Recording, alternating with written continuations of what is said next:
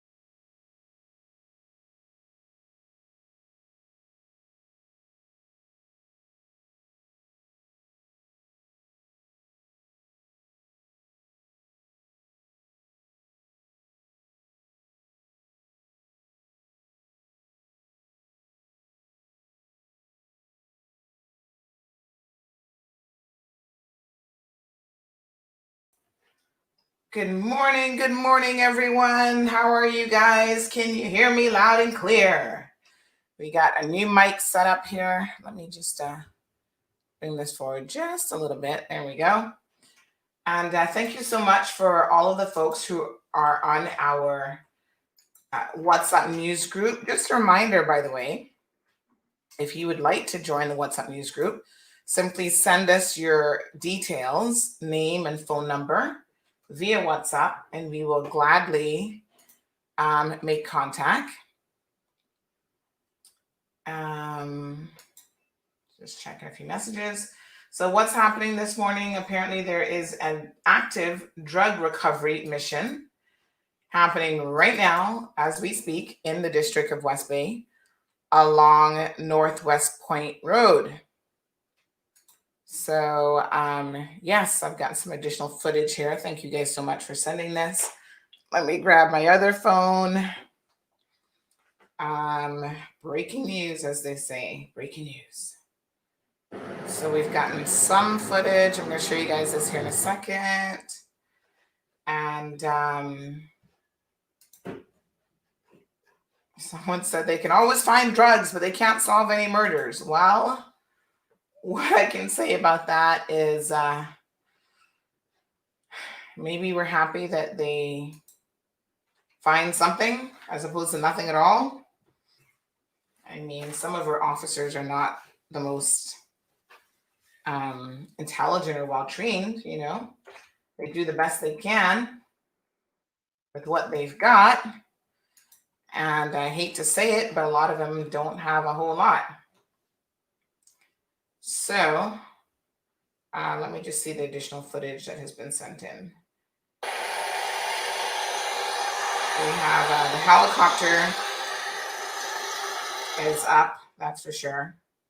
And indeed, there is a recovery mission underway. We have footage of the officers recovering some drug bales out of the ocean this morning. And the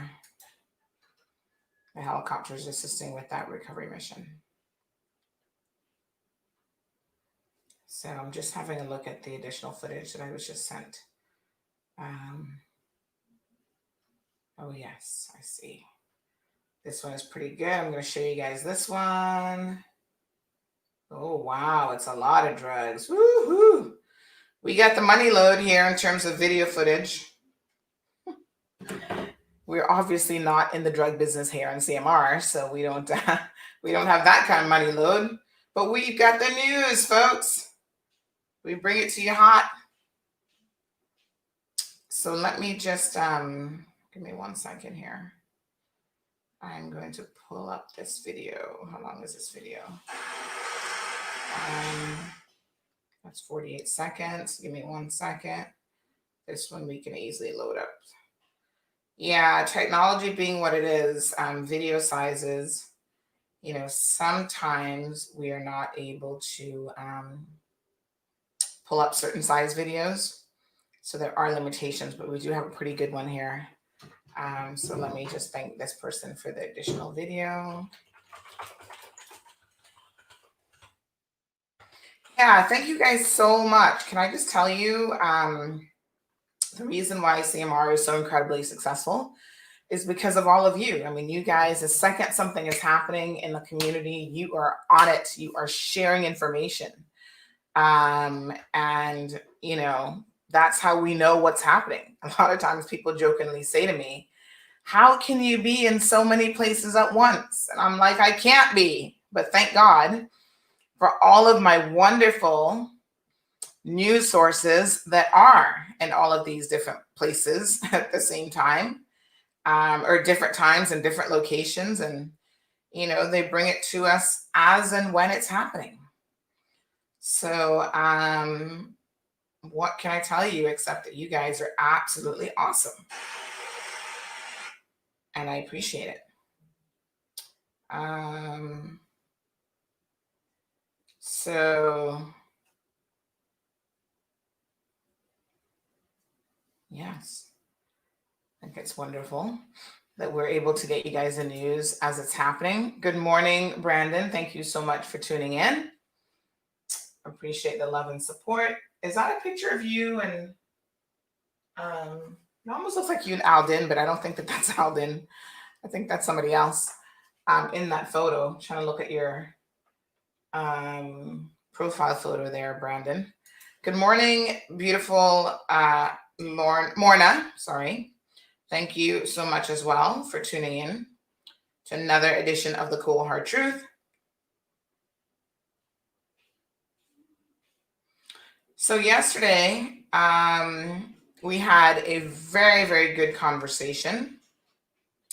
Thank you guys so much for participating in that. And I must say, okay, WhatsApp just kind of switched something on me here.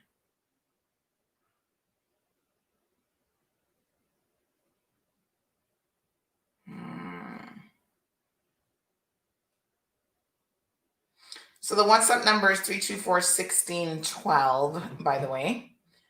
And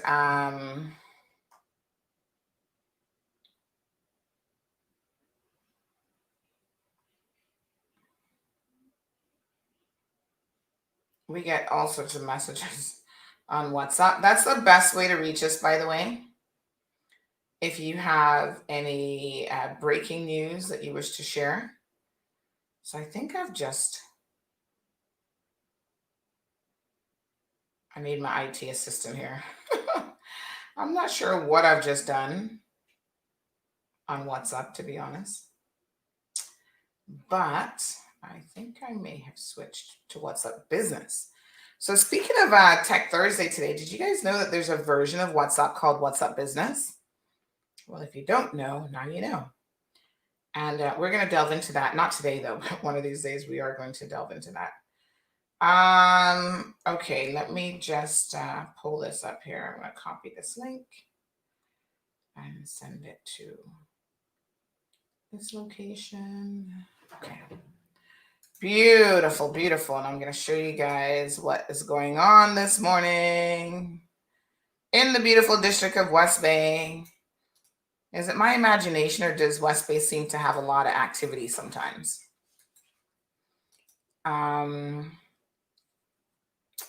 So let us copy link location. Yes. So the police are busy this morning earning their keep. And yeah, I mean, listen, I think that the police, yes, they should be solving all crimes. Obviously, murder is extremely important. But one thing I find about the police here in the Cayman Islands in particular is without the public's help, they don't seem to be able to do a lot of things. And so I kind of think about this often. I say, well, it is our responsibility of good citizens of this country to ensure that we assist the police as much as possible. So we can sit back and say, well, why don't the police do this, this, and this all we want? But if they require help, remember the nightclub murder? They've been asking people to come forward, eyewitnesses to come forward in that.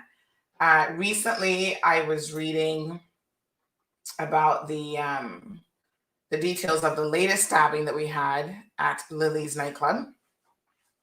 And when I was reading that, I was shocked at how many people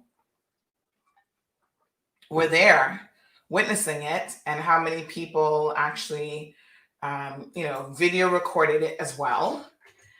And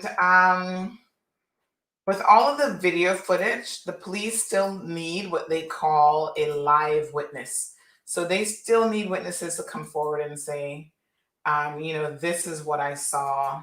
This is, what I observed. And then the video footage acts as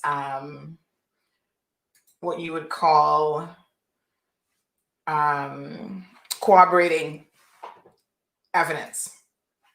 So I think there's some limitations, and this is where people may not necessarily understand the rules of evidence law, but there are some limitations in terms of what the police can and cannot utilize in a court of law. And so, they do require live witnesses to say, okay, I was at this location at this time, and this is what I saw. And then the video serves as corroboration for, yes, that looks like what has happened. So I was reading the details of how the young man got stabbed. And in fact, the most interesting thing about that night is there was actually more than one incident. And that is why the police then followed up with an additional arrest. And remember how we were really confused when it first happened? We were like, hold on a second. There's a guy who crashed in a car very close to the scene. And we're like, okay, that has to be related to what's going on. But then there was also, the stabbing, the fatal stabbing. And initially people actually thought, and when I read the eyewitness statements and the police report, I totally get why people were confused. People actually thought that the first young man who crashed his vehicle was actually the one who stabbed the guy. That was the rumor at first, that this was, a stabbing, and then others were saying, but that doesn't make any sense, because they knew who the parties were, and you know how Cayman is. Right away, people know who's who and whatever. And so they knew who the parties were, and they're like, but the two of them are supposed to be friends. Now, mind you, that doesn't necessarily mean anything in the world of all the craziness that we see going on. Friends do stab friends in the middle of an argument, and things happen. But it wasn't making sense, and I had people saying to me, "No, man, this story doesn't make any sense, because the two of them are actually really good friends." So as the story kind of developed, people were saying, well, maybe his friend was trying to help him, and that's what happened. But as it turns out, there were two separate fights, a little bit unrelated to each other, in the sense that the first fight, which involved the young man who eventually crashed into the wall, was a situation where he was fighting with someone else, and the brother of the young man who eventually ended up losing his life that night. Now, when that first incident happened, apparently the brother didn't get involved, Mr. Pars, who lost his life. He did not get involved, and it was a situation where a second fight broke out as a result. I don't necessarily know that it was entirely connected to the first incident, but I do think what happened, and this is where young people, you've got to be careful when you are out and about in public. When something starts to pop off, as these young folks like to say, the best thing you can do is to remove yourself from the situation entirely. Because I think as human beings, we see something happening, like a fight. I mean, we've all been at school and we've seen fights and stuff, right? And then all of a sudden, you get emotionally involved in what's happening. So you get antsy, you get agitated, and you are more likely than not to engage in a fight yourself. When the truth of the matter is, it actually has nothing to do with you. So this is the recommendation I have for all young people. And I know sometimes it can be hard, especially when your friends are there, or you're trying to maybe prove a bit of a point that you're a man, or whatever, macho thing you've got going on at the moment. The best thing, in fact, to do is to remove yourself from the situation entirely. So give me 1 second here. Our Instagram kids were pretty good yesterday, so I'm going to give them another shot today. You guys know that I actually do not stream on Instagram live hardly ever anymore, because they're just so naughty. But they're a little bit younger, and I have hope for our young people in terms of their ability to mature. And I think it's coming. It's coming to come. So they were really engaged yesterday, and why not give them another shot at this today? So I have got one other thing I wanted to say is I've got some colleagues now in media around the world. Some are independent writers for establishments like Reuters, Miami Herald, and they share information with me. And they are such a source of information. So a lot of times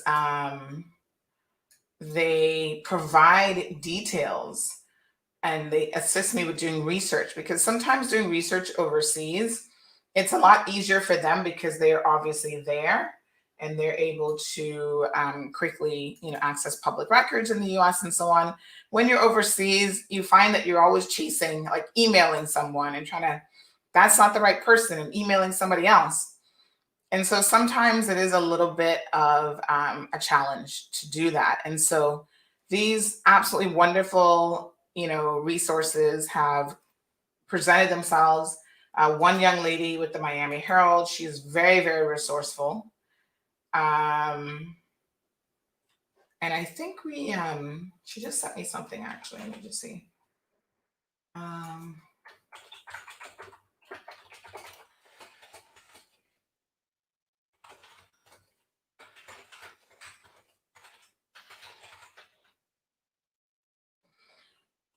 So this young lady from Miami Herald, she saves a lot. She does a lot of regional news, and so she shares a lot. And one of the stories that we're trying to track down for you guys to provide an update is the attorney, the former Maples partner, who was alleged to have assaulted his wife. Now, the most interesting thing about this is, being the lawyer that he is, he has actually gone to great lengths to cover up this story. So give me a few more days to work on it. And I will then advise you guys of what I mean by that. And, the most fascinating thing about the law is when you have access to resources.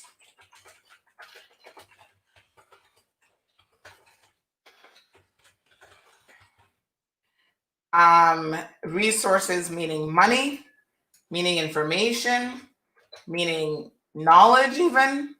You are in a much different position than someone who does not have access to those resources.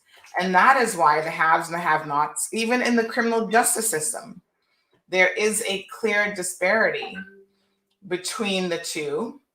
And if you don't have available resources, then yes, there will be times when you don't get the same justice as someone who could hire the best of the best in terms of attorneys and stuff like that. So, just one quick second for me here, folks. Yes, so this young man has got to remind me to do this in the mornings. So I would say that you're going to be perhaps a little bit surprised, or not, to see exactly how this situation is fleshing out.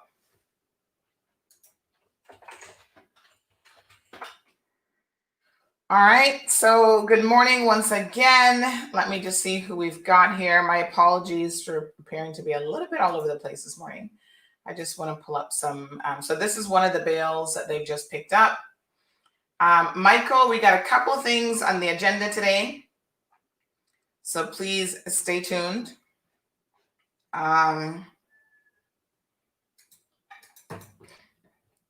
We are going to be talking about a story that we put up last night with another company that CIMA has had to strip their directors of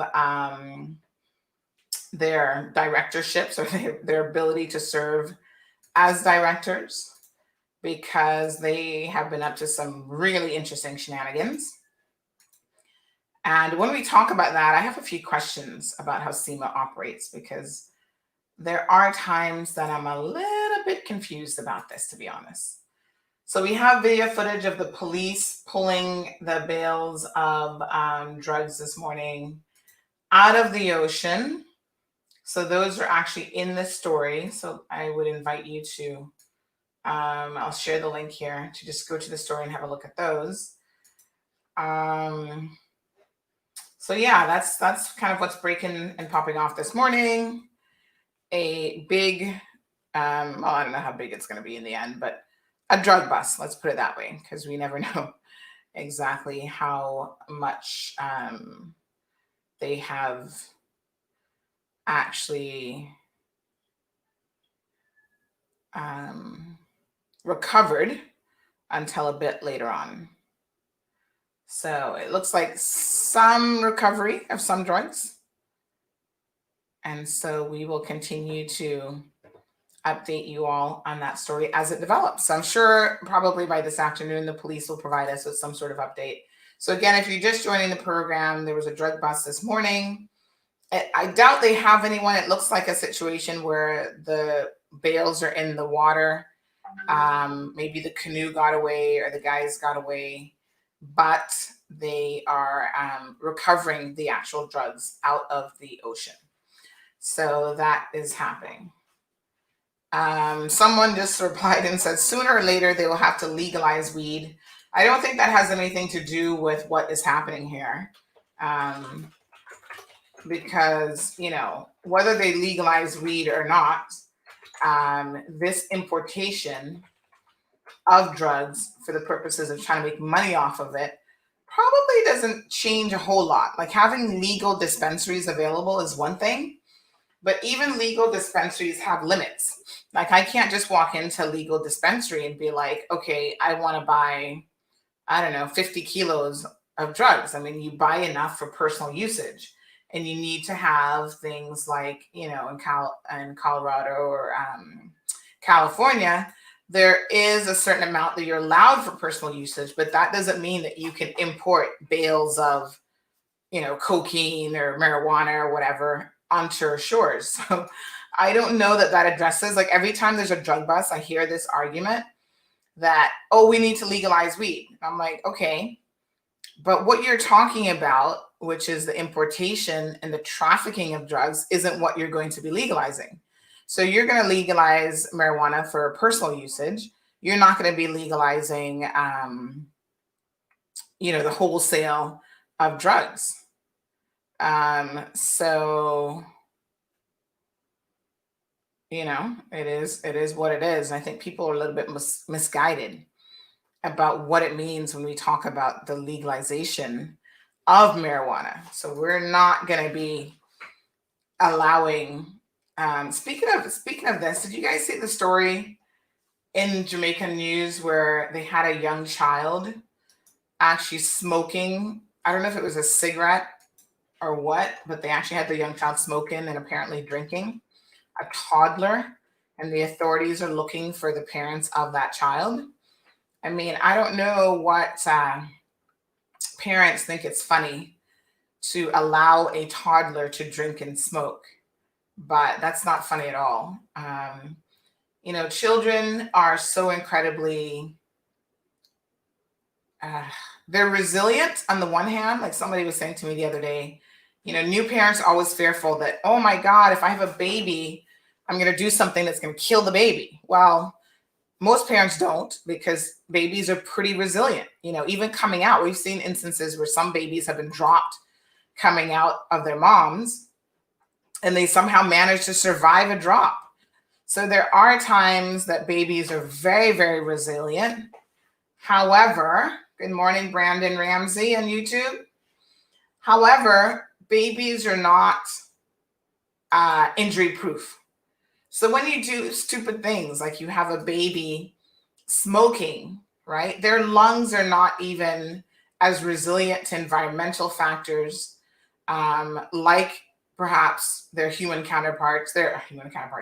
counterparts.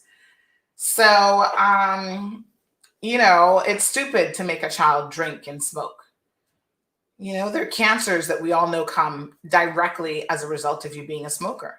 So why anybody would think this is funny and take a video and photo of it and stick it on social media, only God knows. It's not funny. It means that you're probably the jackass of this century and the worst parent of the century too, to allow this to happen to your child and then to allow someone to video it. So the authorities in Jamaica were actively looking for the parents or guardians of that child. So Irvlin's asking about my sinuses this morning. Irvlin, so far, so good. I never know when they're going to kick off, because it's the kind of thing that as I start talking, I think that they get irritated and then it starts to happen like right during the show. And then, like I said, as soon as your show's over and I'm done talking, the sinus drip, it just stops. It's so crazy. So yesterday, let me tell you guys a little bit about my day. Some of you always find these little personal stories amusing. But yesterday, I had to go do an MRI on my knee, on my left knee. So I told you guys that a couple of weeks ago, I went to the doctor because I've been having some knee pain. I think it's like in the knee area, because sometimes you can't exactly tell. But when I feel it is when I'm sitting down for extended periods of time and then I get up. It's that getting up process. And I'm like, irks, this feels a little bit stiff. And I start to like limp a little bit. I'm in a little bit of pain. But then after I'm walking for a minute, I don't actually feel it anymore. But still, it was getting really, really painful, especially, you know, getting up and sitting down sort of thing. So I went to the orthopedic surgeon and he said, he did some maneuvering and he's like, we need to do an MRI to see exactly what's going on here. But he suspects it might be what they call a torn meniscus, which I think the meniscus is like the cartilage or tissue or whatever that is in the area of the knee, and it offers a lot of support to the knee. And so he said that there were different types of tears that you can get. And so the MRI would be able to tell us exactly what it is for sure, if it is a torn meniscus. And apparently that's one of the most common knee injuries that people have. And it's where it's caused by if you twist or rotate the knee in a particular way, or you're putting too much weight on it, you can tear the meniscus. Well, we all know that we need to lose some weight here. Okay. So we're willing to admit that. That's not a shocker. And, funny enough, just as I was kind of getting back in the mode of, okay, let me start getting back in the gym, I'm going to start walking, have all these exercise plans. Then this happens and kind of derails it a little bit. But I'm hoping it's nothing too serious. Hopefully just a little bit of physio will get me sorted out. Hoping no surgery, because trust me, knee surgery is a long road to recovery. And nobody wants to do knee surgery, honestly, if you don't have to, because it's going to take you a while to get over that, right? So, yes, it's the best thing to do. And some years ago, I spoke to an orthopedic surgeon, and he said, you know what? He's not complaining because people keep him in a job. But the number one thing that people can do to help themselves when it comes to anything with the knee joint and protecting the knee is actually to just lose a few pounds. He's like, it's so simple. It would mean I would have less patients to perform surgery on, but that might not be a bad thing for the overall health of the population. And he said that, where they now see people in their 40s and 50s doing knee surgeries years ago, 15, 20 years ago, those people would be in their 80s and 90s before they actually required knee surgery. So it certainly demonstrates as a general population how a lot of us are overweight, oversized, and we're putting a lot of pressure on our joints, including the knee joints. And he said, yeah, my number one advice to my patients is to keep the weight down. It helps with a lot of other things, but in particular with your knee. So I did the MRI. I don't know how many of you have ever been inside of an MRI machine before. I've done it, I think, once before when I had a brain scan, because I had these recurring headaches like in the back of my head that were really bizarre. They only started after I had my daughter, like right after I had my daughter, but they last for a long period of time. So the first batch lasted for about 8 weeks, like 2 solid months. Every single day I'd wake up with a headache. And it was just like, what the heck is this? And automatically you think, oh my God, something's wrong with my brain. Do I have a brain tumor? Because there's so many things that can cause a headache. It turns out it's something in the back of my head called the occipital nerve, and it's called occipital neuralgia. All these fancy medical words. But there are people who get it chronically, and it's like you can pinch that nerve in the back of the neck, and that's what causes it. So if you pinch or injure that nerve, it will cause this kind of centralized headache in the back of the neck. The strange thing about it is normal medicines don't really help. You need to alleviate that nerve. So one of the treatments, if you have it really, really badly, is they'll actually give you an injection right into your neck in the nerve, like the base of the spinal area. And that doesn't really sound good. And I haven't yet had it, because whenever I get the headache now, I just kind of like massage it and just try to work through it, right? I bear the pain a little bit, because when he said, yes, we have a treatment for this, it's called an injection, and we put it right into that nerve in the back of your neck, I'm like, okay, that doesn't sound good to me. So it kind of comes and goes. So I had an MRI when it flared up again. I think it was over a year ago, just to pinpoint exactly what it was that was going on. And so this is my second time. If you're claustrophobic, can I just tell you, getting an MRI would be a very, very difficult thing. So I'm not super claustrophobic, but I don't like to really be in tight spaces. So they do give you music to listen to, because you're going to be in there about 15, 20 minutes. And I was sitting there thinking to myself, I've also been having this is what happens. Instagram, folks, when you start to get older, everything starts to fall apart. So I've been having a little issue in my rotator cuff as well, where if I lift my hand like all the way up, I feel it right in the rotation area, right? If I don't lift it up, I don't feel it, but I need to address this as well. So at some point, I'm going to go back to the same orthopedic surgeons. And by the way, I forgot to tell you, because the knee pain was so bad, that I've got an issue going on in the left shoulder. And he's going to be like, what the heck, lady? You're falling apart. It's times like this that you gotta start, doing a little bit of exercising and trying to recover as much and as quickly as you can.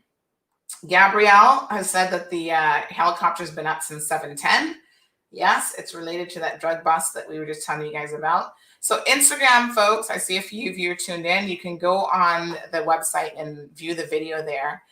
Sometimes we do not post videos on either Facebook or Instagram because Facebook and Instagram have very particular and funny rules about what they allow and what they don't allow. Even YouTube does. And so there are times that you will see us post it directly to the website. It's simply because we don't want to get into any issues with like the social media platforms because their rules seem to change by the minute. And so, our website is our own website. Nobody can tell us not to put something on the website or to remove it or whatever. They can tell us, but we don't have to listen, basically. So good morning to Darlene, Lizette, Karen, Gabrielle, Miss Barbara's here. Evelyn, thank you so much for asking about my sinuses today. So far, so good today. So I think we're good. Karen says that we need to give young people a chance to find their own way. I'm confident that they will, just as we had to find our way. Some of us adults are still finding your way. And you know what, Karen? I agree with that. I do think that sometimes we are a little bit harsh on our young people. And I think it depends, I'm kind of two minds. The one thing I think that we as kind of, once we hit our 30s and 40s, we kind of go, oh, well, we act as though we don't have a past, and they say every sinner has a past and every angel, how does the saying go? Every sinner has a future and every saint has a past. Yes, that makes more sense. So in other words, I've said this before on this show, we are very complex individuals. Nobody's perfect. We all do stuff on occasion that we are less than proud of, for sure. And, it is what it is. So I think at the end of the day, we all judge people as well, I should say. But, sometimes we need to remind ourselves that, what, I was young once. I did that once. And it's part of our growth and development, as Karen has rightfully pointed out. It is part of who we are. And at the end of the day, encouraging young people to try to do better. I have always thought, why reinvent the wheel? So as a young person, if I see other people around me making mistakes and doing, crazy things, I don't think that I need to do the same thing. I'm thinking, maybe I can learn from other people. But I do also know that there's times when we have to experience it for ourselves. There is nothing like actually experiencing something for yourself. You get a firsthand lesson. And then you thought, oh God, well, I'm definitely not going to do that again. So yeah, I agree with Karen. The older heads are sometimes like acting like they're perfect. And we know some of the dirt that they've been involved in. We hear the stories and we're like, listen, even your stories were so epic that they're still on the mall road. They are still in rotation. So don't be coming at young people trying to act like you're perfect. But at the same time, I think the older heads have a responsibility to try to guide young people in a more meaningful direction so that we don't repeat the same mistakes from one generation to the next.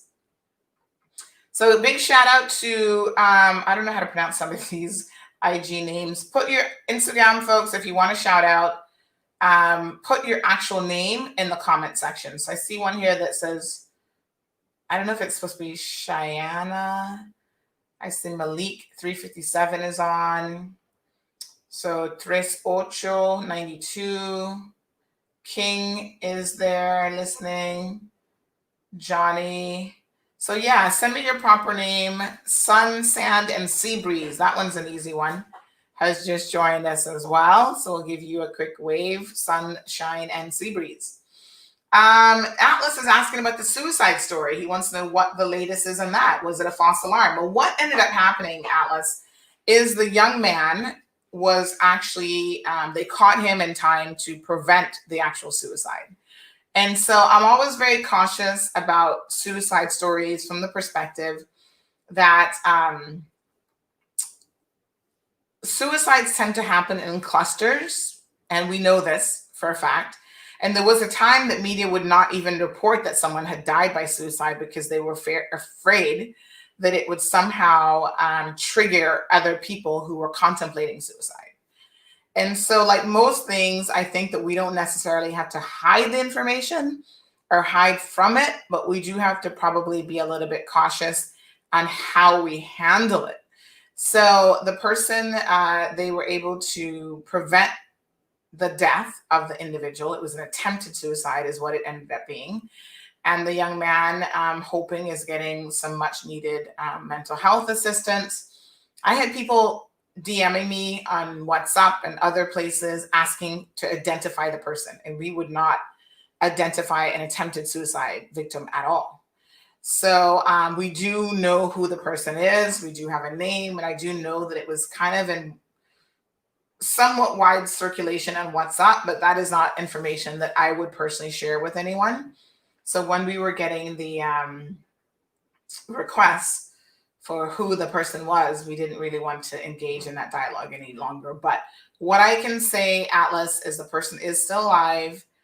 They were able to prevent the suicide. It was an attempted suicide. And so now hopefully that person is getting some help. So Brandon wants to know why not legalize marijuana, because they've legalized everything else. At least decriminalize it, locking people up for every small amount. So I tell you what, Brandon, people have a little bit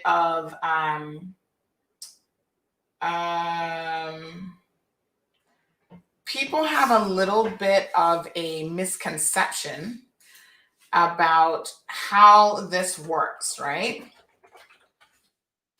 So we have decriminalized marijuana to a large extent. There is something called a drug court. So when you get caught now with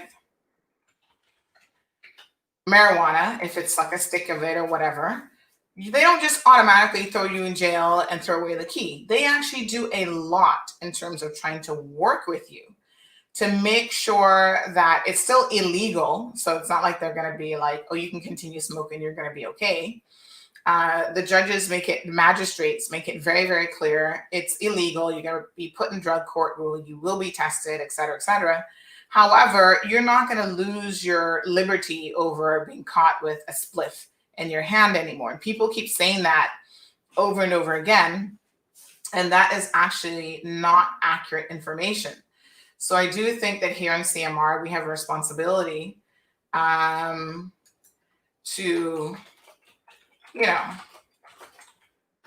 get the information out there that is the most accurate. So they have decriminalized it to a large extent. The penalties are nowhere near what it used to be, and they do try to help people. Let's be quite honest here. A lot of persons who engage in the smoking of a spliff here and there are not the most productive individuals in the world. And they tend not to be working. And they also tend to be involved in other activities, that are not totally on the up and up. So when they get caught with a spliff, it's normally not just, oh, you were seen walk around smoking a spliff of marijuana. It was you were involved in other things as well, and other activities. And that's one of the things that I want to say is that when people import these drugs in on these canoes and whatever, you guys need to be very much aware that these are not upstanding citizens that think that you should just be able to have a spliff to de-stress your life and to just, enjoy the rest of your life.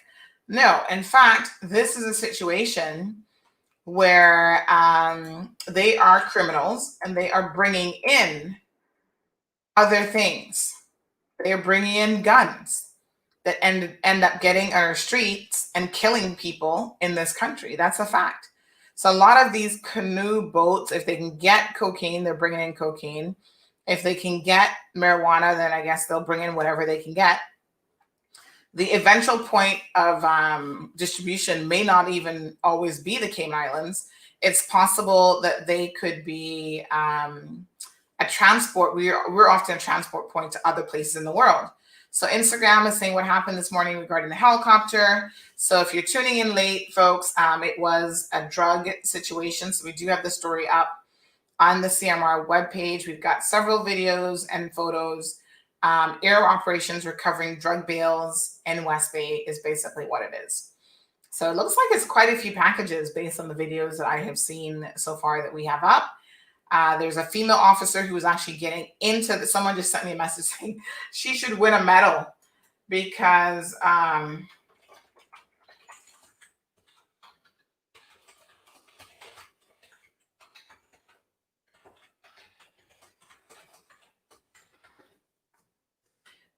they said that RAS woman went in with her whole uniform on, handcuffs, baton, boots, everything. She deserves a medal. So I guess she's doing her job. So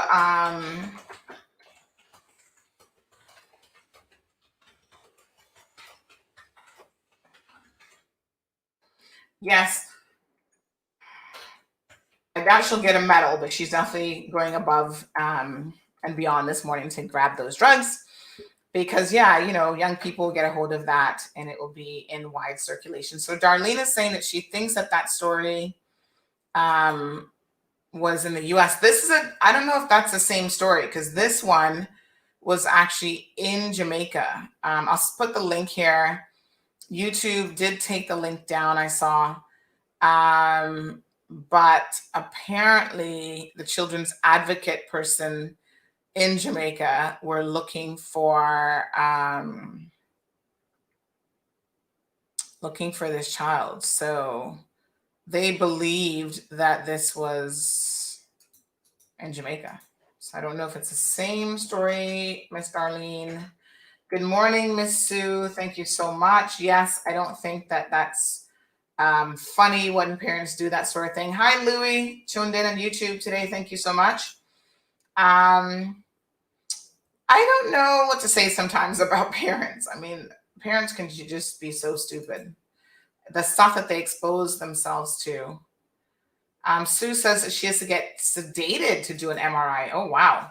I think it depends on how far into the MRI machine you go, because to be honest, I went up to like here, so my head wasn't in the MRI machine. I think when you do have to go in like full body, because they're doing something in the neck or head area, it is a little bit different as well. So because my head was actually not in the MRI machine, I was, I put on the headphones and they were like, you can listen to any kind of music you want because they'll cue in music from YouTube. And I actually said, oh, can I just listen to, instead of music, can I just listen to NPR News? Because this is 25 minutes and I can get caught up on what the world news is. But the machine is kind of loud, so I couldn't really hear all the news bits that well. I also picked up my glasses yesterday, folks. I've got some temporary glasses. The real lenses are coming in probably another week or so. There was a slight delay there. But my good, I don't know what his official title would be, but he puts in the lenses and works with the lenses over at Optical Outlook in 7 Mile Shops, I think is where that is. Anyway, Ben, big shout out to Ben Hicks. Ben put in some temporary lenses for me just to get me going. And immediately I put them on, I'm like, whoa, what's all this stuff that I'm seeing around here? I can see like license plates, all the way down there. So, it's always funny when you get glasses or you get your glasses updated. You don't always know exactly how much you've been missing out on. So the prescription feels a little bit like I have on magnifying glasses at the moment. So I do think I have to get used to them. I really only need them for distance. But I do think that, I probably need them more than I thought. So someone has just sent me a video footage of a police officer. You guys know we get this stuff like literally as it's happening, right? So hold on. let's look at this. We're going to look at this together because it looks like this police officer is probably not following the law 100%. And then we're going to get back to some of the things that we have on the agenda this morning to discuss. But let's have a quick look at this because this is kind of an interesting video that someone has just sent me. Good morning, Miss Sandra Coe. Thank you, darling, for tuning in. So check out this police video. One second here. Okay, here we go. Tell me what you think is going on here. We're going to cue this up in a second.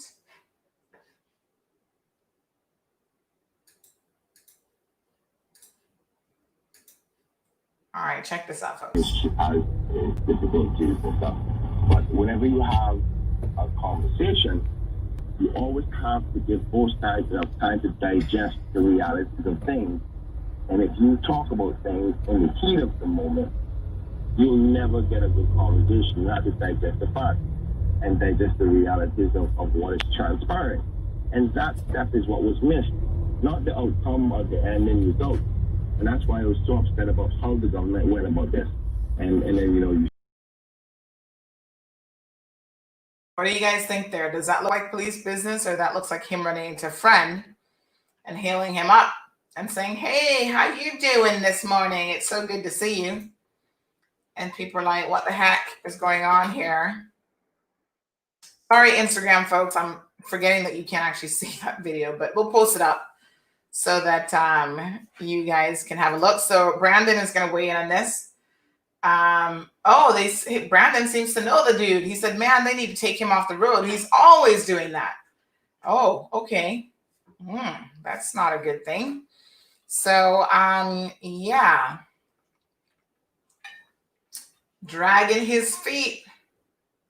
JD says lane splitting. Is that what it's called? Is legal in the UK. I don't see anything in our traffic law about lane splitting. I've done it in front of police on my bike too, and they didn't do anything. Must be legal. So is it, okay, help me out here, JD, because I don't even know what lane splitting is. That's a new term for me. But I can assume that means where you're just driving down the middle of the lane. Although I have always been taught that you actually need to follow, as a cyclist, and especially a motorbike driver or rider, you need to follow the exact same rules as other vehicles. Now, other vehicles can't lane split. I mean, you couldn't do that with a car and not get pulled over and ticketed for sure. So I'm pretty sure that most motorbike riders have to ride in the proper lane with the rest of the traffic. Although sometimes we do see them kind of taking advantage of the fact that they can weave in and out of traffic and they're a little bit smaller. But maybe the bigger concern here, JD, isn't the fact that he's lane splitting as it is that he is actually sitting there, dragging his feet on the ground and talking and engaging in what seems like a casual conversation with someone as he's lane splitting. So when I saw that video, I didn't think the lane splitting thing was what stood out for me necessarily, but it was more a question of why is he actually involving himself in a conversation, apparently, with a vehicle. I mean, if you're lane splitting, I'm assuming that's because you got somewhere to go. If not, then you can probably get in line with everybody else and sit in the traffic. Some police officers, and this is what happens when you're a police officer, we always assume the worst of them, but sometimes we do have to give them the benefit of the doubt, but we see it every single day where police officers will take advantage of their position. So because they're in uniform, because they're a police officer, they somehow believe and think that they are above the law. And so, they're on the mobile phone sometimes when you're supposed to be hands-free. Like I've seen that countless times happening. And you're like, why is this officer permitted to talk on the phone when I can't talk on the phone? So yeah, I think that that's probably a concern that people have, an ongoing concern that police officers they're not above the law, but most importantly, when they are in uniform, they should be respecting the law at all times, but especially when they're in uniform. And they must know that people are always looking at them as an example of what to do or what not to do, or simply just judging them. I mean, like I just said, we judge people all the time. And so the police are certainly no exception to that. So yeah, there's a professional standards units that is part of the RCIPS, and their responsibility is to actually make sure that they receive your complaints about police officers and they deal with them accordingly. So let me just show you, there was someone who contacted me yesterday actually about the behavior of police officers.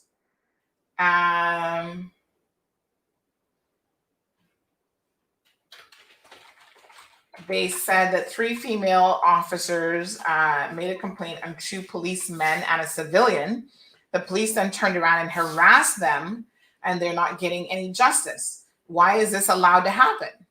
So, I'm a bit surprised by that, because I said to the person, ensure that you actually report it to the professional standards unit, and then that there's an obligation there for something to happen, for something to get done as a result of this.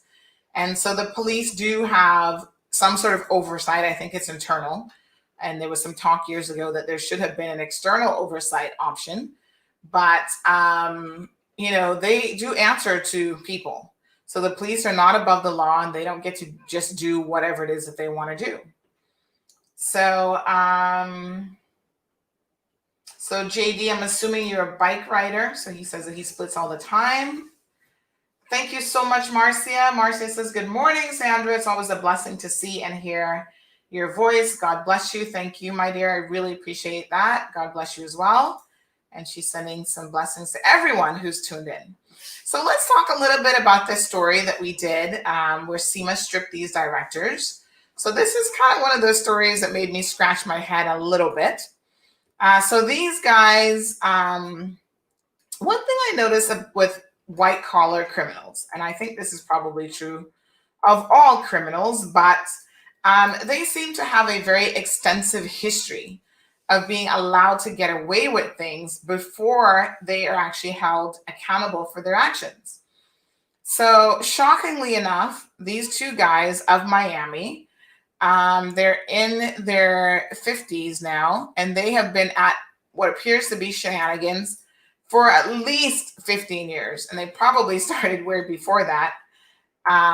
But they're only now, now we know at least 15 years going back that they have been called up by the SEC, which is the Securities and Exchange Commission out of the US. So they look at,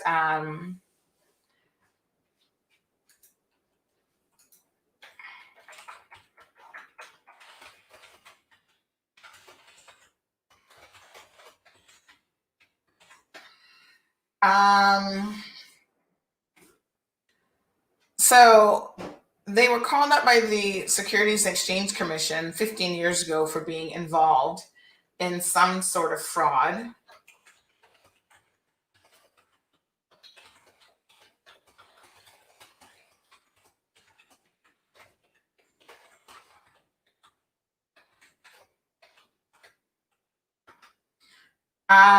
And they settled it, they always settle these things. Oh, we'll just pay money. So they steal millions from people and they get to pay back millions.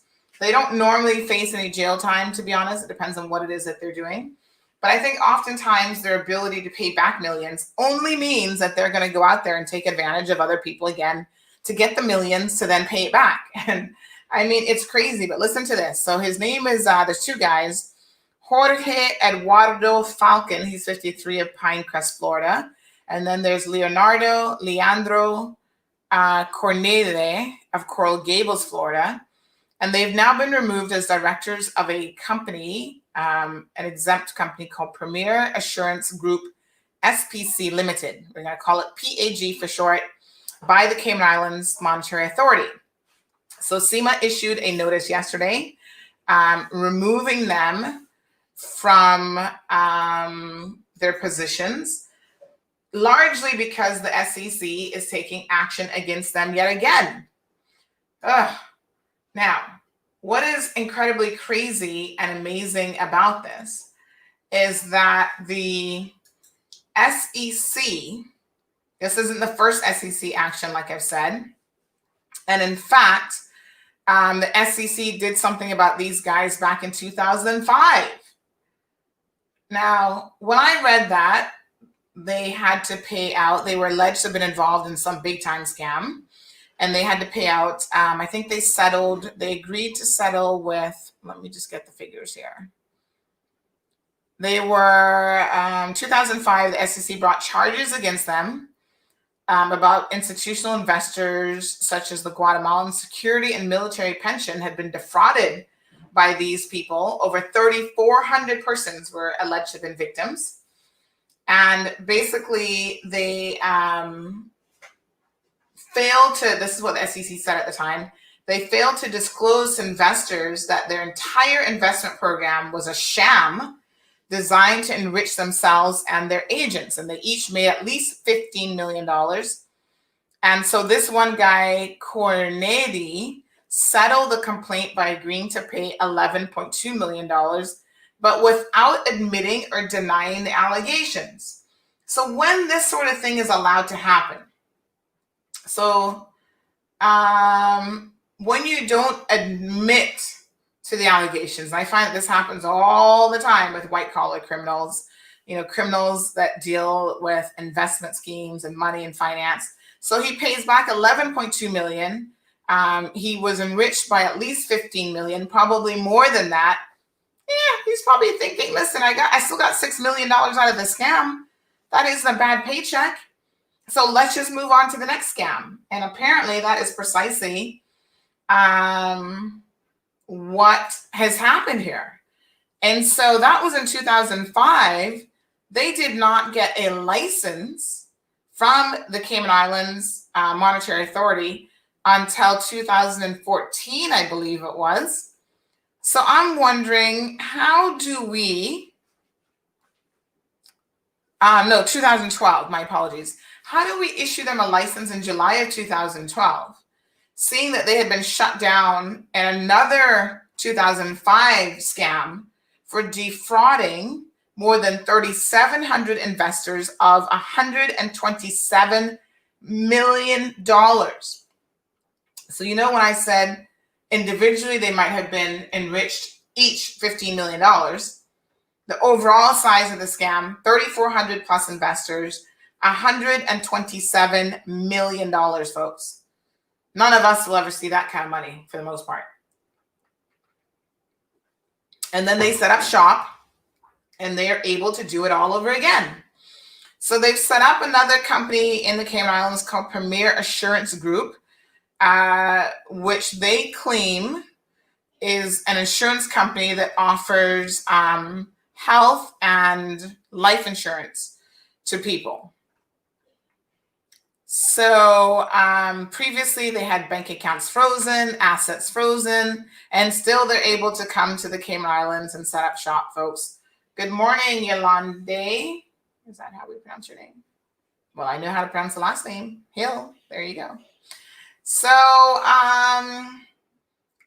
yes, we have them at it again. Now, yesterday, CIMA issued a notice. They're appointing controllers of the company, which is probably now, completely without money.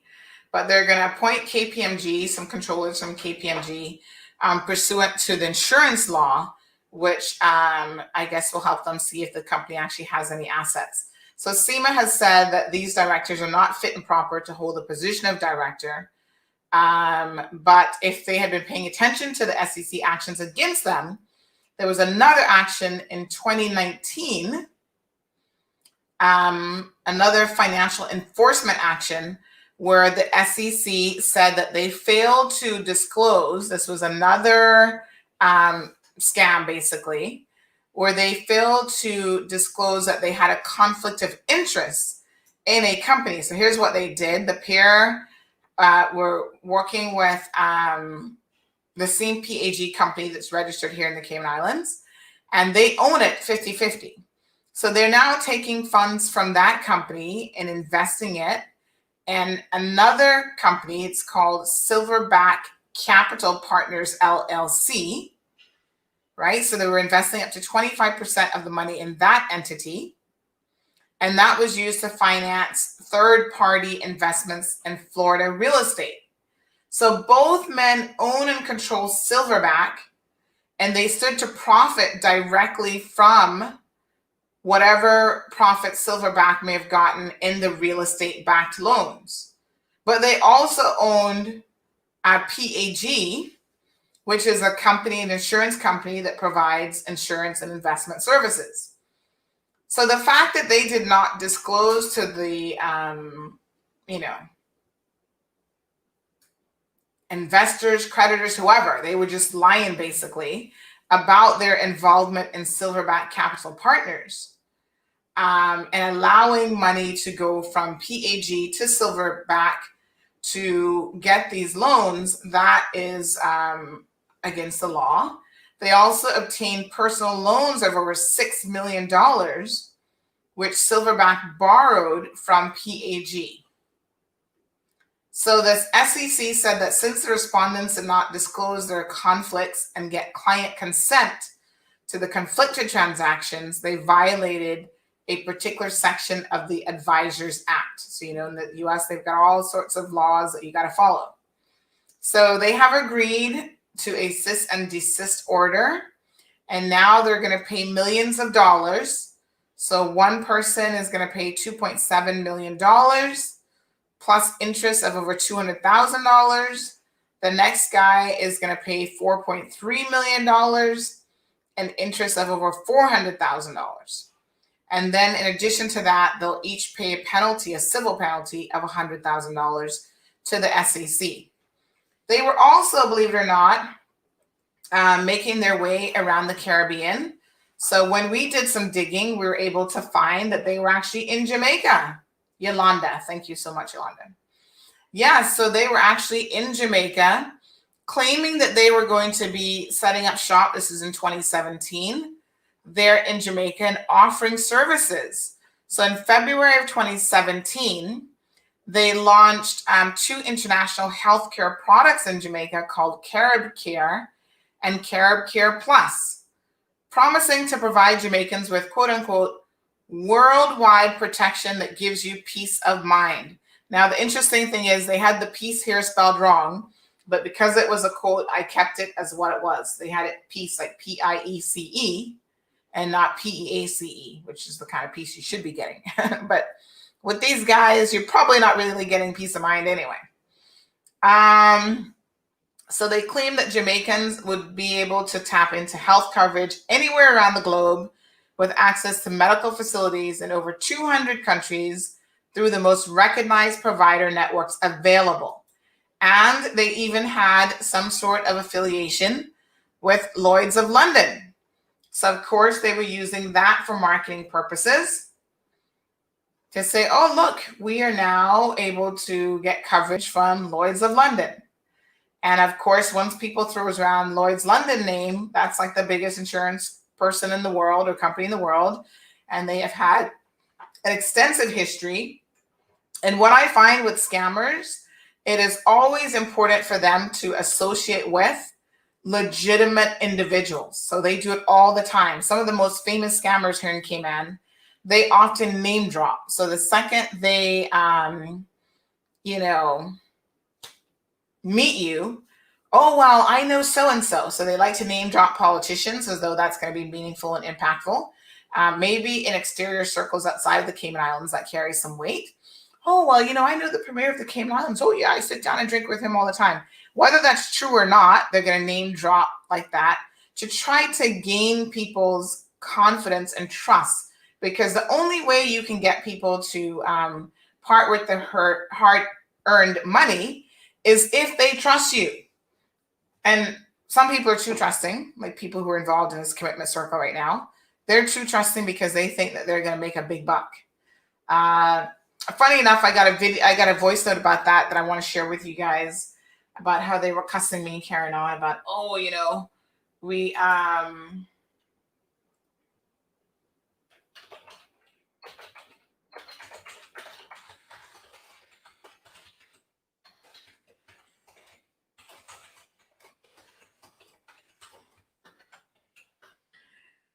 so they okay. So yes. So people, you know, there's certain MO that you can kind of look at with these individuals. These two guys, funny enough, I searched high and low, could not find any actual picture of them.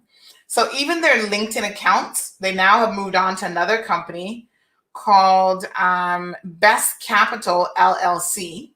So from October 2009 until now. So this was after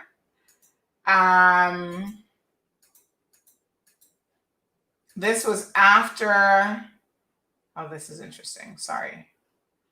I've got a bit of a interesting story breaking here. Just give me 1 second. Need to do a little screen grab. Something is afoot. Okay, so so after all of this shenanigans with the SEC, they have still gone and set up another entity called Best Capital LLC, which is in the US. I'm thinking to myself, how does this work exactly? You get a cease and desist order and you're forced to pay millions of dollars. And you're in the middle of that. And then you turn around and you're permitted to open up other entities. You have a long and extensive history of defrauding people. And then you're at it again. And then, listen, the SEC gave them a payment plan. So this is so interesting. You get a 4 installment payment plan to pay back these millions of dollars. It's like, really? It seems almost unbelievable, to be quite honest. But they're on to the next company, Best Capital LLC. Insurance seems to be their thing. So I think that they will probably continue and be at it again. So keep a watch out for these names, folks. Of course, they'll be hiding behind some operations manager who probably hasn't Googled them and doesn't have a clue. They even went as far as putting CIMA's logo and information on the website saying the PA group and affiliates are regulated. I'm sure the affiliates are not regulated, but so they claim, by the Cayman Islands Monetary Authority, British Virgin Islands Financial Services Commission, and somewhere else, Financial Services Authority. So they're in several different locations, and they're claiming that because they are regulated by those entities, then you should trust them, is what it appears to be. I would suggest you do not trust this company because, like I said, they have a rather long and extensive history of kind of shenanigans. So Yolanda wants to know, she says, interesting how these guys are able to set up a fund if the directors and operators had a background like this. Absolutely. Director registration came into Cayman a few years back. How did they get through all of this? And the RO didn't pick up on their background. I guess their records are limited in some way.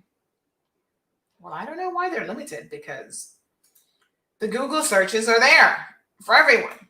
And apparently, based on something I was actually reading at Offshore Alert, so here's what they posted in their website to make people believe that we're safe because we're regulated by CIMA. All indications is that CIMA actually knew about, at the time of issuing them the license, the 2005 settlement with the SEC. Now, I don't know if they weren't able to do anything because there was, again, no admitting of wrongdoing. They only paid, a settlement fine. But in my mind, a settlement fine would be enough to say, hold on a second here, something is amiss. That's what I'm sort of thinking, right? What do you guys think?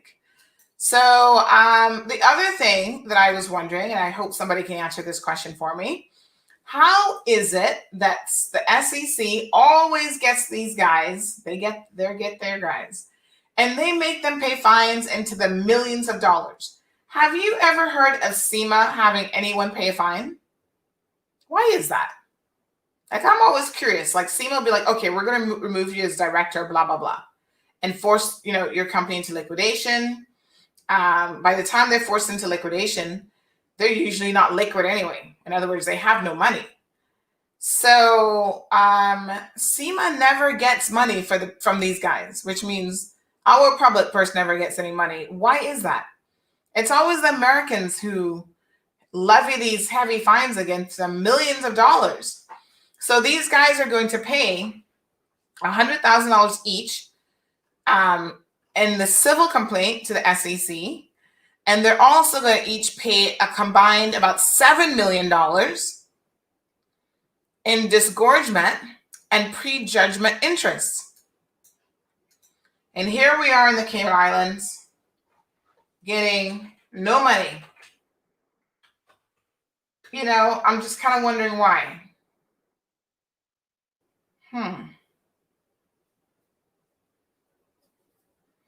All right, so just to be clear though, disgorgement, and for those of you who don't know what that means, that is where basically the persons who are harmed by the taking of the money, the fraud, it's returned to them. So it's the returning of ill-gotten funds from the wrongdoer to the harmed parties.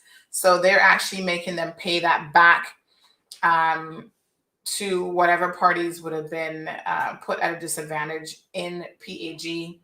And they allowed them to do that over 4 payments. But again, the SEC is still clearing $100,000 penalties from each of them. And here we are sitting back in the Cayman Islands not getting a single dime. And our little CIMA workers are working their fingers off to make sure that things happen in terms of, at least now, they're being shut down. So just a few questions there for me in my head. I'm like, this is interesting. Police and the LGBT community had a meeting apparently a few days back, and the LGBTQ plus community had some concerns that they wanted to raise with the commissioner about how they're being treated.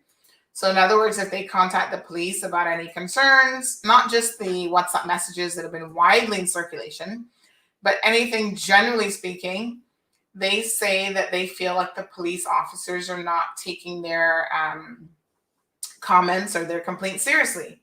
Now, I could definitely see that happening because, to be quite frank and honest, they do not take complaints even from a lot of us in the regular community seriously.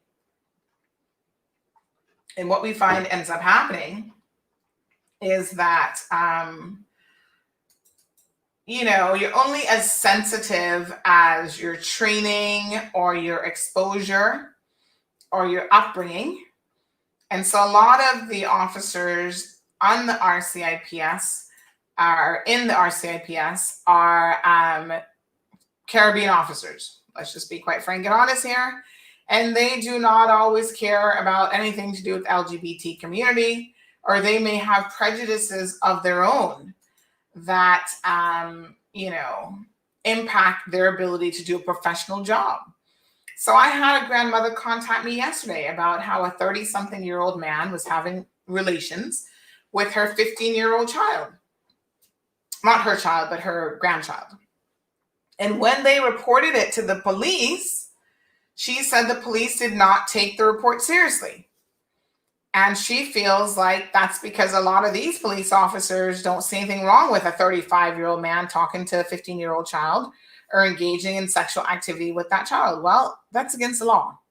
And so there is something wrong with it.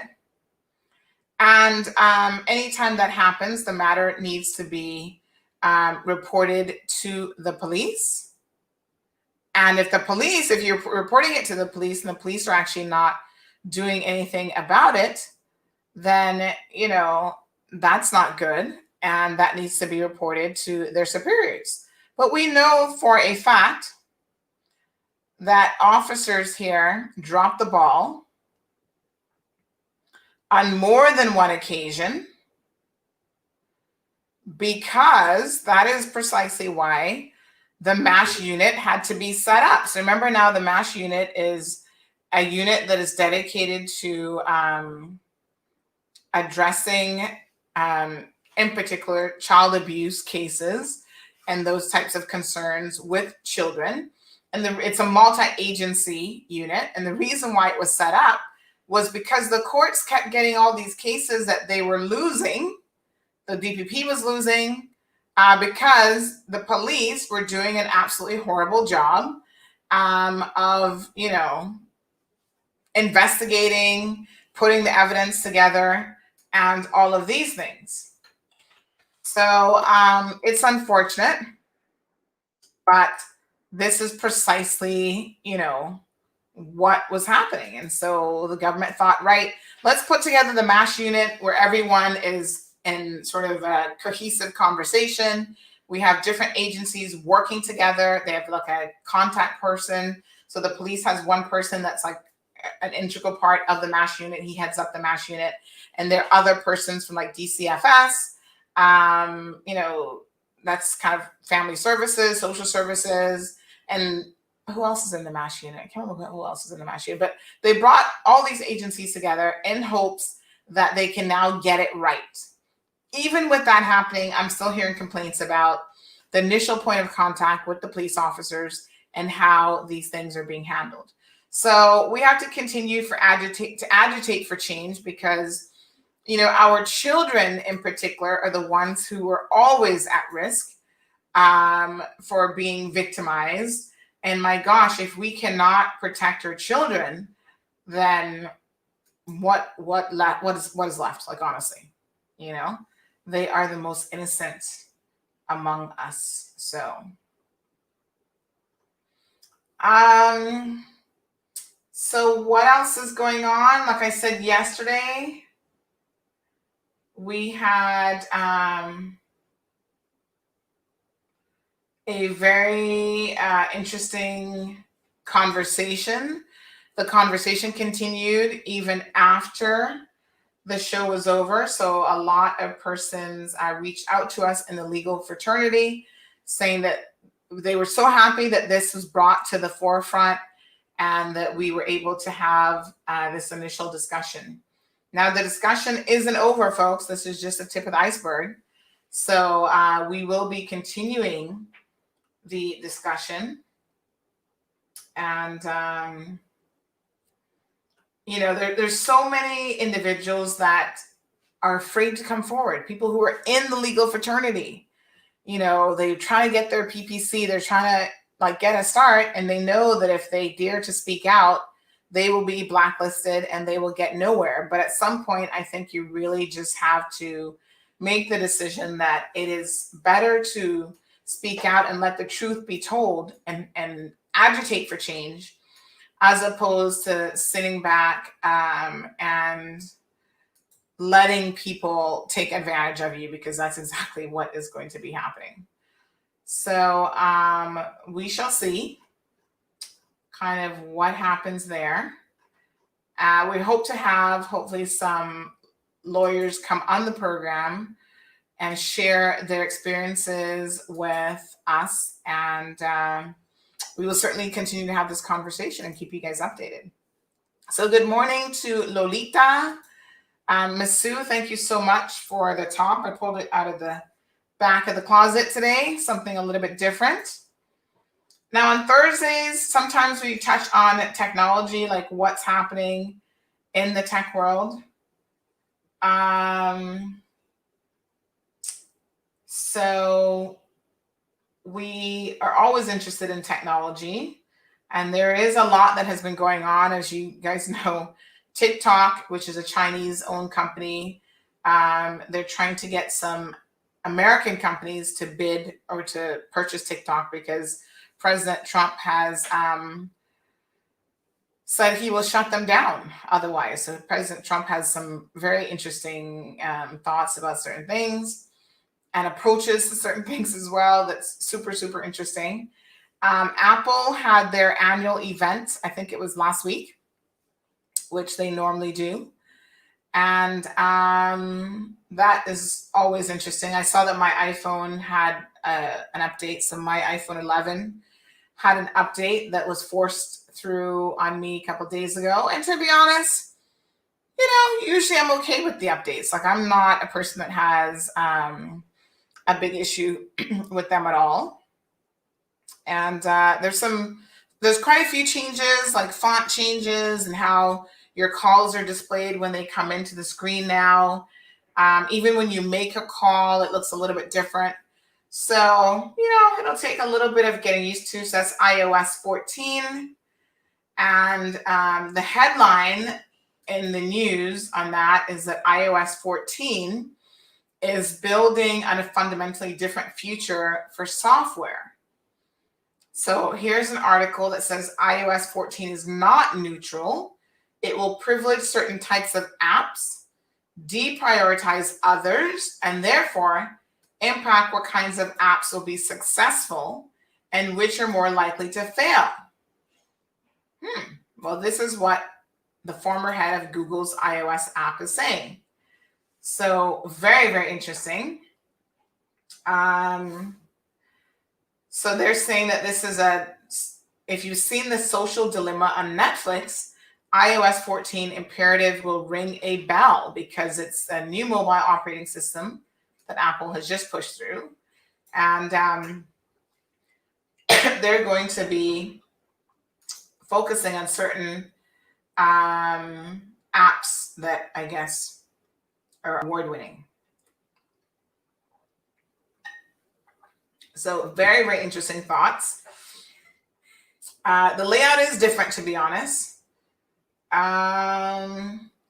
So this is what this guy had to say. When you look at iOS 14, you see that Apple is not neutral on the question of where technology goes in the future. Littered throughout the OS stands for operating system, are lots of changes that make it very clear they don't want their products and platforms to be tools for attention merchants. So this person goes on to say, I think the iOS 14 update is in both ways big and small. A really strong statement that Apple wants to be building a future of services and not one of the monetization of attention. I don't even know what the heck that means, really. So I'm going to put this link for this story here. It's interesting. If you're into technology, I'm sure you'll find it super interesting, and you can certainly have a read of that. Someone just sent me a video on WhatsApp. Let me just have a quick look at this. It says, did you see this? Party goers attack police after refusing to go home. That's in Jamaica, not the Cayman Islands.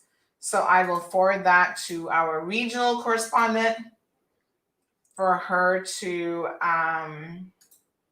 have a look at. Yeah, some crazy things. Listen, I kind of get and understand why the Prime Minister of Jamaica is really kind of like, let COVID run through Jamaica, because he knows his people better than anybody else. And he knows that the continued lockdown measures there in Jamaica are not going to work as successfully as they are in other places, simply because his people feel like they want to have their right to party and their right to lime and to do all these other things. And they will, as this article says from this video footage, they will beat up the police if they have to in order to continue to party and have a good time. More than crazy, in my opinion. But what you gonna do? Absolutely unbelievable. So Google Maps has a COVID-19 layer to track the coronavirus trends by region. So you can check that out if you're a Google Maps user. The latest iOS is not available to every single device. So if you have some older devices, I think I have a 6S or something as well. It will not update on that. So I may be looking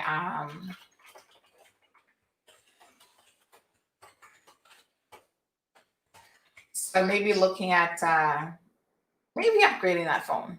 Maybe. I'm still thinking about it because the problem is I actually use my iPhones to do some work in terms of like video footage and that sort of thing. So we've got some new equipment here in the studio. I can't get into all of it right now, but there are boxes and boxes here of new equipment that I am going to be using for, as we say in the tech world, leveling up our remote streaming. One of the specific reasons I've gotten it is for the upcoming election. So let us talk a little bit about the upcoming election. I do see that a number of persons have reached out to us about the fact that they are running for public office. Some of them have not officially made the public announcement as yet, but there's one young lady in particular that we are definitely going to be speaking with today. We'll be sending her some information. And so one of the services that we'll be offering to these candidates is the ability to live stream their meetings to our platform. And, you know, we do have a wide social media reach. So naturally, that means that, one second here, see your inbox. Okay. So, you know, that means that we need to have certain things in place. So technology being what it is, we will definitely be utilizing that to our advantage. And so I'm thinking the 6S is a bit dated. I would definitely be able to use that camera for the other bits and pieces of our setup. So it could very well be a situation where I end up upgrading that camera sooner rather than later. We'll see. Still a bit undecided because you spend so much money on equipment and upgrades. And it's like at some point you just want to say, okay, enough is enough. I think the Samsung devices, the Galaxy S20 FE is out. So those of you who are Android users can certainly check that out.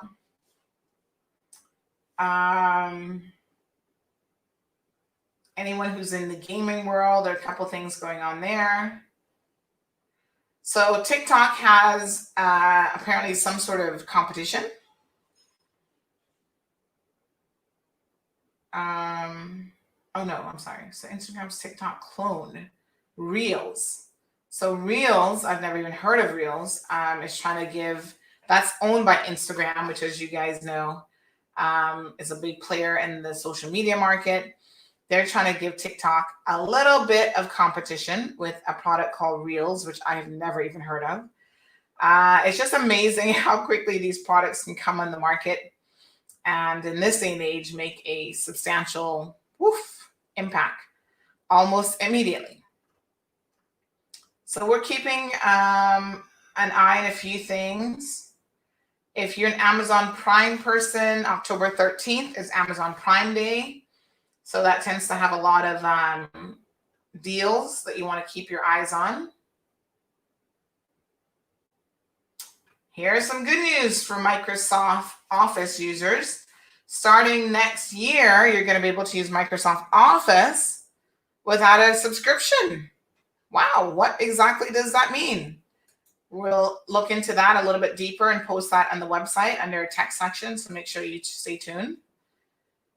Yeah, that's pretty cool. All right, I think that's kind of the big stuff that's happening in the world of technology.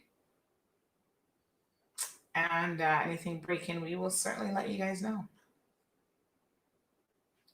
So Fitbit seems like they have a new product out. You guys know I'm a big fan of Fitbit fitness watches. They have a new one out called the Sense. I've not yet looked at that one, so I'll be checking that out. I think I have the Fitbit. Oh God, I can't even remember. I've had so many versions of the Fitbit. That honestly, right now, I can't even remember which one I have. I think the one I have is the Fitbit Versa. I think that's the one. It looks very, very similar to the Apple Watch, but it's just mostly focused on fitness. It does have some other apps and stuff as well.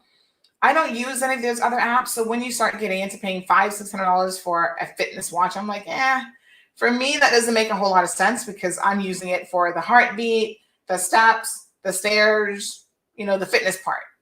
I'm not going to be using it to take a phone call or to control other apps. That's what I use my phone for. So, it's kind of one of those things where, to be honest, I feel like it's a bit of an overkill for me. And I know sometimes we always want the latest and the greatest. I used to be like that all the time. The second an iPhone came out, I would be the first one in line to run and go get the latest iPhone. And then at some point I started to kind of roll it back a little bit, thinking I could put my money to better use than this. And so indeed, I do put my money to better use. So I will check that out. I know a lot of you are very interested in the Fitbit. I've mentioned it here before. One of the wonderful things I do like about it, though, so now they're calling it more of a health tracker. And they're saying that this is, according to Engadget, all the health tracking you could want. So it seems like it's getting some pretty good reviews. So we'll see. I'm going to watch some of these reviews a bit later on. But one of the amazing things about the Fitbit for me is actually the sleep tracking feature, because I'm not the best sleeper at all. And so I oftentimes will sleep with it on just to kind of monitor my sleep. And I'm always surprised at how often during the night I actually I'm awoken, I turn and twist, and the Fitbit gives you all of those details. So you can, clearly see your sleep patterns and how that is. And I think that's helpful, because if you see a reduction in your quality of sleep, how many hours you're getting, because although you think, okay, I go to bed at 10 o'clock and I'm getting up at 6:30, you're thinking, okay, that's a good amount of sleep, right? But what the Fitbit does, it tells you out of that, how much of that you were actually sleeping for. Like, how much of that were you in the REM mode for? And so you would be surprised to know that although you were asleep for 8 hours, you only got 5 hours of quality sleep. And so no wonder you're tired during the day. And no wonder, you might be struggling with some other health issues, because the quality of your sleep is certainly the most important thing.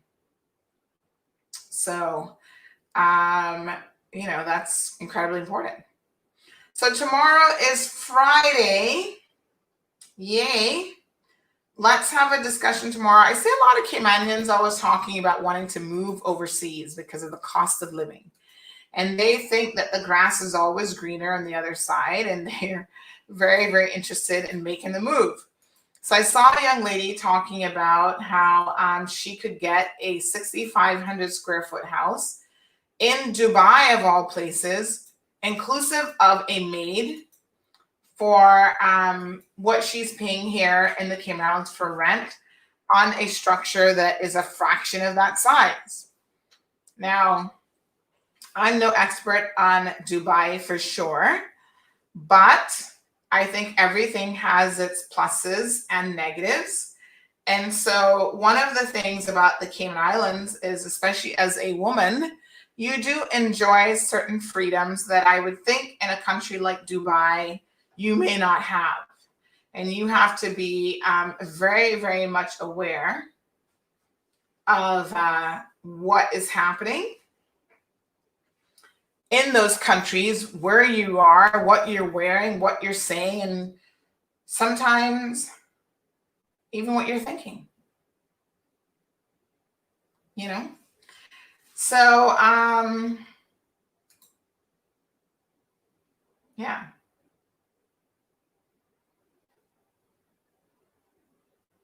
It's crazy, right?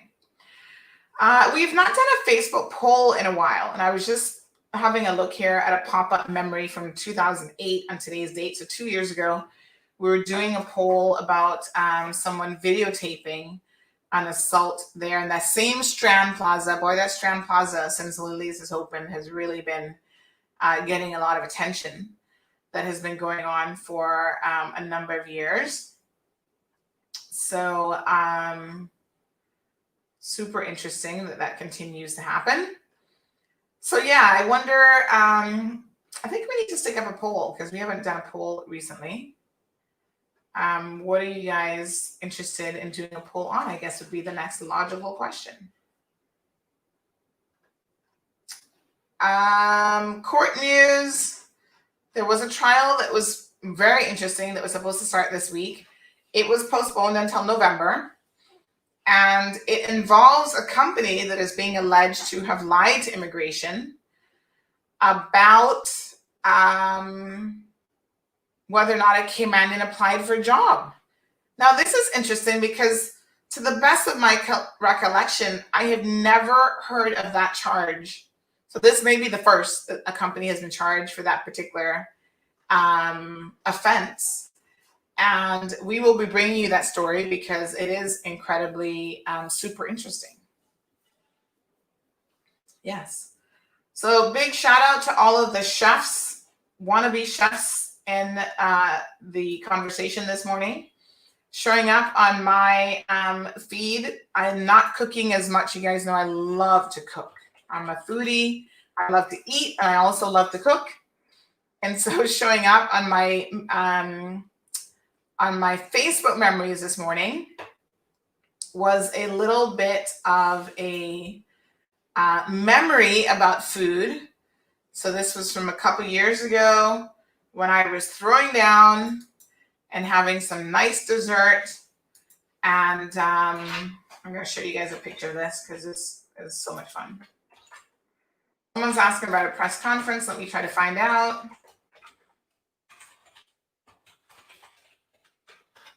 So give me 1 second, Rosanna. I'm going to try to find out if there is one scheduled for tomorrow. So look at this. So this was a little Indian night that we had. Some buttered curry chicken looks like. Of course, fresh ingredients up at the top always make the difference. And you see those little purple things in the picture? Those are actually purple potatoes. And they're like the little miniature potatoes. They're a little bit of a filler for certain dishes. So if you're doing like curry chicken and whatever, I love to have those in a dish. They're easy to chop up and just throw in there some fresh carrots, my thyme, and other seasoning. This is my favorite salad right here. I should make some of this soon. It's very simple: avocado, tomatoes. Some people do onions. I'm not a fan of like raw onions to eat, so I don't put onions in mine. But I do avocado, tomatoes, pear, like the fruit pear.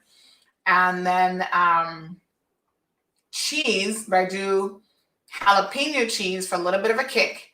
And you can eat the salad literally as is, or you can do it with a little bit of lettuce and croutons and whatever. And it is always a fun meal. And then the little round balls, that's an Indian dessert called gulab jamun. And it's one of my all-time favorite desserts. I was introduced to it many, many years ago when I was a student at USF in Tampa. There was an Indian restaurant very close to our university, and I used to walk there all the time with my Sri Lankan boyfriend, of course, and we both loved Indian food. So that was like my favorite dessert. And if he really wanted to make my day special, he would walk, because back then, we didn't have cars, folks. We were nothing but poor students. So it was a treat for us to get out every once in a while to a restaurant and to have a bite to eat. And sometimes if we couldn't even get out because we couldn't afford to buy the whole meal, my boyfriend would walk to the store and get me some gulab jamun. And sometimes he used to go and get me like some mangoes and stuff from, because there was like a grocery store close by as well. I think there was a Publix in that same University Plaza. So yeah, bringing back some memories there, Facebook. Thank you so much for that. But I'm a foodie. This was from 3 years ago. This was me throwing down 3 years ago. And I absolutely love to cook. And I love all accessories in the kitchen, the pots, the pans, the stove, everything, I think, makes it an amazing experience. And my girlfriend Misha and I, we keep saying that we are going to be soon, very, very soon, we are going to be getting together in the kitchen and having a show, a cooking show, where we cook and we talk and we eat. So all of those fun things, we're going to actually be doing a show as well. I'm working on a couple new projects, new information as well. So of course, keep it locked here. We will bring you information as soon as we have it available. Now, I have a friend who always shares the funniest things with me. She keeps me laughing like 24/7. I want to share this video with you guys. Hold on one second. I'm hoping that I can actually bring this up. We put this on our page yesterday, and it's just really funny and humorous. And what better way, perhaps, to end the show today than with a little bit of humor? You know, sometimes it's so heavy on the program that you do want to lighten it up a little bit. So, Rosanna, as soon as I know about the press conference, I will let you know. I would think that we will have one tomorrow, only because we are days away from the reopening of our borders next week, Thursday. And so I would think it would be prudent for the government to provide an update on what is happening with the testing, the pilot program of the persons who have returned. Now, I saw the Premier did make a comment to say that so far it's going well, but I think a press conference would probably be in order to provide a little bit more details in terms of that.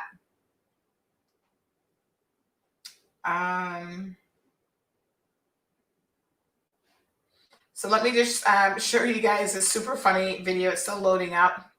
In the meantime, big shout out to our friends over at Miracle Brokers. They do a lot over at Miracle Brokers, everything from packing. So if you're moving from one side of the island to the next, or even halfway around the world, they're packing experts. So they do packing, they do logistics, they do shipping, they're brokers, they will clear your goods from customs, they do it all. So definitely contact them and check out what all of their services are about. So here's this video. Sit back for a few minutes and enjoy this, because it is absolutely funny. And in some regard, it made me think too that when we go to the doctors, we're not always 100% honest about what we have going on with our physicians. So here we go. Okay, Diego. Nice to see you again. Hello, doctor. You here for your annual checkup? Yes. Good, good. Before we get started, how's everything been? You know, I'm still married, so pretty shitty. Oh, you know what they say. Secret to a happy marriage remains a secret. Oh, that doesn't help me at all. Do you smoke? No. You sure? No. You're not sure? I mean, I occasionally have like a cigarette or like a joint or crack. It's a yes or no question, Diego. Okay, yes. Do you drink? No. Are you sure? I mean, like casually, like at a party or a wedding or something like that, you know, or at like my house, alone, every night. What do you drink? Just like a glass of wine at dinner. Okay, that's healthy. And then a shot of tequila. Okay. And then another shot. And then a few more. And then some more. And then I usually pass out. Then I wake up and I take a few more.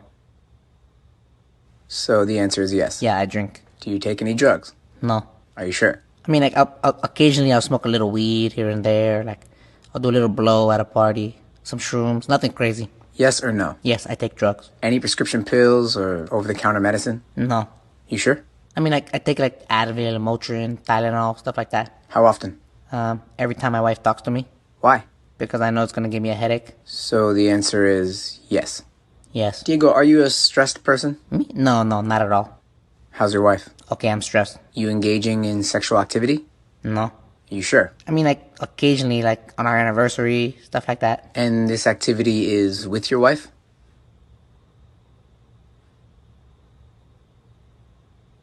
Well, whoever you're having sex with, are you using protection? I don't like guns. I mean a condom. Oh, yes.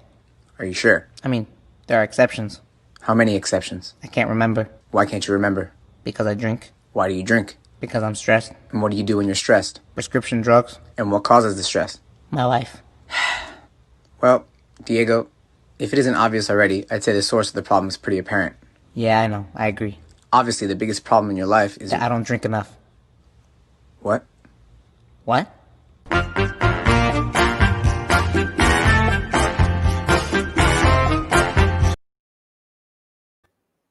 So, folks, there's poor Diego. He goes to the doctor, and yes, he is having a little bit of an issue there with stress. And the conclusion that he comes to in the end is so funny, that the issue is that he needs to drink more.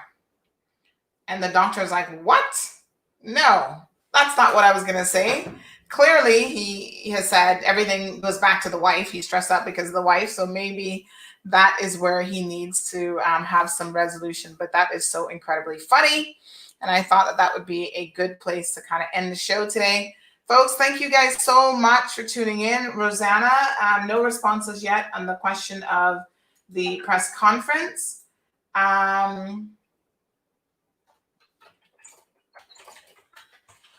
We will certainly get back to you on that for sure by end of day. Stay tuned, folks, to our social media platforms, the website. Andy, JD, Marcia, thank you guys. Brandon, thank you all so much for tuning in today. I appreciate you joining the program. One of the things that came out of yesterday's show, which we will have to discuss at some point, is that there are other professions that are feeling the stress of what we discussed yesterday, that are being undermined by the government and by encroachment of others. And the medical profession has also reached out to say, hey, Sandy, when are we going to get some airtime as well? Because we are also having the exact same issues. So pretty crazy, right? It's not isolated. And this is what I was telling you guys yesterday. It's not isolated to just lawyers. That was just yesterday's specific discussion, which in my opinion is the tip of the iceberg.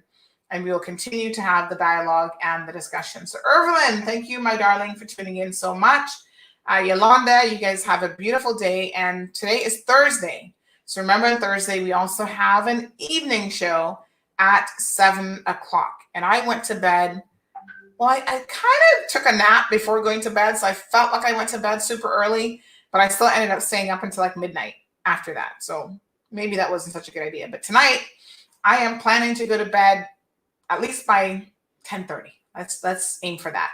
All right, folks. So we'll see you this evening. If there's a press conference or a press briefing for tomorrow, stay tuned to our social media platforms because we will notify you there and keep it going. So take care. Until this evening, we will hope that you have an absolutely wonderful day. Thank you for tuning in to another edition of The Cold Hard Truth. Make sure to check Facebook for showtimes and more information and the latest news at CaymanMarlRoad.com. Subscribe to our IG and Facebook pages to get the latest happenings.